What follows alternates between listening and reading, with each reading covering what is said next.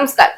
അമേരിക്കയും ചൈനയും തമ്മിലുള്ള ബന്ധം വീണ്ടും ലോകരാഷ്ട്രീയത്തിന്റെ കേന്ദ്ര വിഷയമായി മാറിക്കൊണ്ടിരിക്കുകയാണ്. ഡൊണാൾഡ് ട്രംപിന്റെ ചൈന സന്ദർശനവുമായി ബന്ധപ്പെട്ട വാർത്തകൾ പുറത്തു വരുമ്പോൾ ഇത് ലോകശക്തി സമവാക്യങ്ങളെ തന്നെ സ്വാധീനിക്കാവുന്ന വലിയ രാഷ്ട്രീയ നീക്കത്തിന്റെ തുടക്കമാണെന്ന വിലയിരുത്തലുകളാണ് ശക്തമാവുന്നത്. വർഷങ്ങളായി വ്യാപാര യുദ്ധം, സാങ്കേതിക നിയന്ത്രണങ്ങൾ, തായ്വാൻ പ്രശ്നം, മിഡിൽ ഈസ്റ്റ് രാഷ്ട്രീയം എന്നിവയിൽ കടുത്ത ഏറ്റുമുട്ടലിലായിരുന്ന രണ്ട് രാജ്യങ്ങളും ഇപ്പോൾ വീണ്ടും സംഭാഷണത്തിലേക്ക് നീങ്ങുന്നത് ലോകം അതീവ ശ്രദ്ധയോടെയാണ് കാണുന്നത്. എന്നാൽ US പ്രസിഡന്റ് ഡൊണാൾഡ് ട്രംപിന്റെ ചൈന സന്ദർശനത്തിൽ പ്രതീക്ഷിച്ചത്ര പ്രഖ്യാപനങ്ങളൊന്നും ഉണ്ടായില്ല. പക്ഷേ ഇരുപക്ഷത്തിനും നിലപാടുകൾ വ്യക്തമാക്കാൻ അവസരം കിട്ടിയെന്നാണ് ഒടുവിലെ റിപ്പോർട്ടുകൾ സൂചിപ്പിക്കുന്നത്. ഉദ്ദേശിച്ചതൊന്നും ലഭിക്കാതെ ട്രംപ് വെറും കൈയോടെ മടങ്ങിയെന്ന് പറയാനാവില്ലെങ്കിലും വലിയ നേട്ടങ്ങളൊന്നും ഉണ്ടായില്ല. ഇറാൻ യുദ്ധത്തിലൂടെ പശ്ചിമേഷ്യയിൽ നിസ്സഹായാവസ്ഥയിലായ US അവസ്ഥയിൽ നിന്ന് നേട്ടം കൊയ്യാൻ ചൈനയ്ക്ക് സാധിച്ചതുമില്ല. തായ്വാനിൽ US താൽപര്യം കാണിക്കുന്നതിനെതിരെ സന്ദർശനത്തിന്റെ ആദ്യ ദിവസം തന്നെ ചൈനീസ് പ്രസിഡന്റ് ഷീ ജിൻപിങ് മുന്നറിയിപ്പ് നൽകിയെങ്കിലും തായ്വാനെ കൈവെടിയുന്ന പ്രസ്താവനകളൊന്നും ട്രംപ് നടത്തിയതുമില്ല. $1400 കോടി സഹായത്തിന്റെ കാര്യം പിന്നീട് തീരുമാനിക്കുമെന്ന് ട്രംപ് പറഞ്ഞുവെങ്കിലും US നയത്തിൽ മാറ്റമൊന്നുമില്ല എന്ന് US state secretary Marco Rubio Taiwan ഉറപ്പ് നൽകിയിട്ടുണ്ട്. US-ന് തുല്യമായ ലോകശക്തിയായി തങ്ങളെയും പരിഗണിക്കണമെന്നതായിരുന്നു ചൈനയുടെ പ്രധാന ആവശ്യമെന്ന് ഷീ ജിൻപിങ്ങിന്റെ പ്രസ്താവനകൾ തെളിയിക്കുന്നുണ്ട്. പൗരാണിക ഗ്രീക്ക് ചിന്തകനായ തൂസിഡൈഡസിന്റെ സിദ്ധാന്തം ഷീ ഉദ്ധരിക്കുകയും ചെയ്തു. വളർന്നു വരുന്ന ഒരു ശക്തി നിലവിലുള്ള മറ്റൊരു പ്രബല ശക്തിയുടെ സ്ഥാനത്തിന് ഭീഷണിയാകുമ്പോൾ അത് പലപ്പോഴും യുദ്ധത്തിലാണ് കലാശിക്കാറുള്ളത് എന്നാണ് തൂസിഡൈഡസ് പറഞ്ഞത്. അവശ്യ ധാതുക്കളുടെ കയറ്റുമതിയിലോ തീരുവ യുദ്ധം അവസാനിപ്പിക്കുന്നതിലോ പ്രഖ്യാപനമൊന്നും ഉണ്ടായില്ല.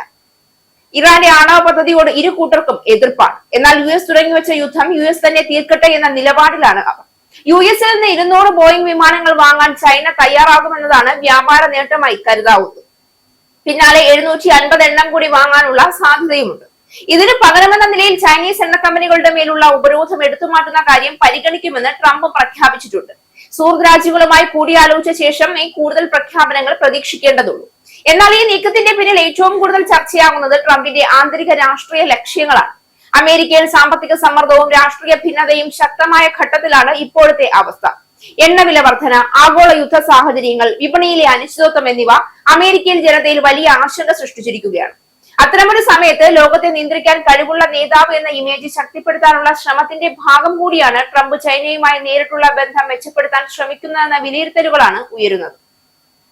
പ്രത്യേകിച്ച് അമേരിക്ക ഇറാൻ സംഘർഷവും റഷ്യ യുക്രൈൻ യുദ്ധവും തുടരുന്ന സാഹചര്യത്തിൽ ലോക സമ്പദ് വ്യവസ്ഥയുടെ സ്ഥിരതയ്ക്കായി ചൈനയുടെ സഹകരണം അനിവാര്യമാണെന്ന തിരിച്ചറിവ് അമേരിക്കയ്ക്ക് ശക്തമായിട്ടുണ്ട്. അതുകൊണ്ട് തന്നെ ചൈനയുമായി ബന്ധം പൂർണ്ണമായി തകർക്കുന്നതിന് പകരം നിയന്ത്രിത സഹകരണം എന്ന പുതിയ സമീപനത്തിലേക്കാണ് ട്രംപ് നീങ്ങുന്നതെന്നാണ് നിരീക്ഷകർ ചൂണ്ടിക്കാണിക്കുന്നത്. ഇവിടെ മറ്റൊരു നിർണായക രാഷ്ട്രീയ വശവുമുണ്ട്.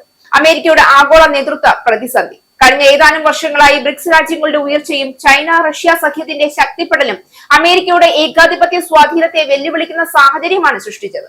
അത്തരമൊരു സമയത്ത് ചൈനയുമായി തുറന്ന ഏറ്റുമുട്ടൽ തുടരുന്നത് അമേരിക്കൻ സമ്പദ് വ്യവസ്ഥയ്ക്കും രാഷ്ട്രീയ നിലപാടുകൾക്കും തിരിച്ചടിയാകാമെന്ന ആശങ്ക ട്രംപിന്റെ നയതന്ത്ര നീക്കങ്ങളിൽ പ്രതിഫലിക്കുന്നുണ്ട് എന്നാണ് വിലയിരുത്തൽ. അതേസമയം ചൈനയുടെ ലക്ഷ്യവും വളരെ വ്യക്തമാണ്. അമേരിക്കയുമായി പരിമിതമായ സഹകരണം നിലനിർത്തിക്കൊണ്ട് സ്വന്തം സാമ്പത്തിക വളർച്ചയും ആഗോള സ്വാധീനവും കൂടുതൽ ശക്തമാക്കുക എന്നതാണ് പ്രധാന തന്ത്രം. ലോക വ്യാപാരത്തിന്റെ വലിയൊരു വിഹിതം ഇപ്പോഴും അമേരിക്ക ചൈന ബന്ധത്തെ ആശ്രയിച്ചാണ് മുന്നോട്ട് പോകുന്നത്. അതിനാൽ തന്നെ ഇരു രാജ്യങ്ങളും പരസ്പരം ശക്തമായി വിമർശിച്ചാലും പൂർണ്ണമായ ബന്ധവിച്ഛേദത്തിലേക്ക് പോകാൻ തയ്യാറല്ല എന്ന യാഥാർത്ഥ്യമാണ് ഇപ്പോഴത്തെ ചർച്ചകൾ വീണ്ടും തെളിയിക്കുന്നത്. പക്ഷേ ഈ ബന്ധം കൂടുതൽ അടുത്താൽ അതിന്റെ രാഷ്ട്രീയ പ്രത്യാഘാതങ്ങളും വലുതായിരിക്കും. തായ്വാൻ വിഷയം, ദക്ഷിണ ചൈന കടൽ തർക്കം, സാങ്കേതിക നിയന്ത്രണങ്ങൾ, ചൈനീസ് കമ്പനികൾക്കെതിരായ അമേരിക്കൻ നടപടികൾ ഇവയെല്ലാം ഇപ്പോഴും പരിഹരിക്കപ്പെടാത്ത വിഷയങ്ങളാണ്.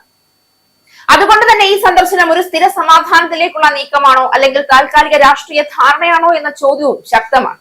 ഇതിന്റെ ആഗോള പ്രത്യാഘാതവും നിർണായകമാണ്. Russia, European union, India, Japan തുടങ്ങിയ രാജ്യങ്ങൾ ഈ നീക്കത്തെ വളരെ സൂക്ഷ്മമായി നിരീക്ഷിക്കുന്നുണ്ട്.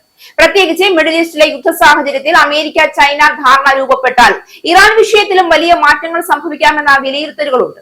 അതായത് ഈ യാത്രയുടെ ലക്ഷ്യം അന്താരാഷ്ട്ര രാഷ്ട്രീയം മാത്രമല്ല, അമേരിക്കൻ തിരഞ്ഞെടുപ്പ് രാഷ്ട്രീയവും കൂടിയാണ്.